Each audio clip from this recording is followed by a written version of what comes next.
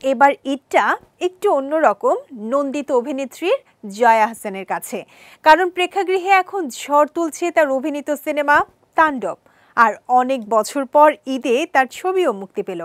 ঈদের দিন দর্শকদের সঙ্গে প্রেক্ষাগৃহে মত বিনিময় করতে যান অভিনেত্রী। সব মিলিয়ে খানিকটা ব্যস্ততায় কাটছে তার এবারের ঈদটা স্পেশাল চিত্রনায়িকা পূজা চেরির কাছেও। ঈদের দিন মুক্তি পেয়েছে তার অভিনীত সিনেমা টগর। চিত্রনায়ক আদর আজাদের সঙ্গে জুটি বেঁধে জয়িতা চরিত্রে অভিনয় করছেন এই নায়িকা।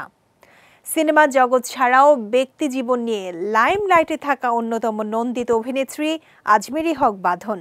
এবারের ঈদ তার কাছেও বিশেষ ও ব্যস্ততার, কারণ ঈদে একগুচ্ছ মুক্তিপ্রাপ্ত সিনেমার মাঝে তার অভিনীত সিনেমা এশা মার্ডার রয়েছে আলোচনায়। এ নিয়ে ব্যস্ততার মাঝেও ঈদের দিন নিজেকে আলাদা করে সময় দিয়েছেন বাঁধন। সবুজ রঙের নান্দনিক পোশাকে নিজেকে মেলে ধরেছেন ভক্তদের মাঝে। ছোট পর্দার গণ্ডি পেরিয়ে এখন সিনেমার নায়িকা তাসনিয়া ফারিন। এবার ঈদে দর্শকরা তাকে বরণ করে নিচ্ছেন নতুনভাবে।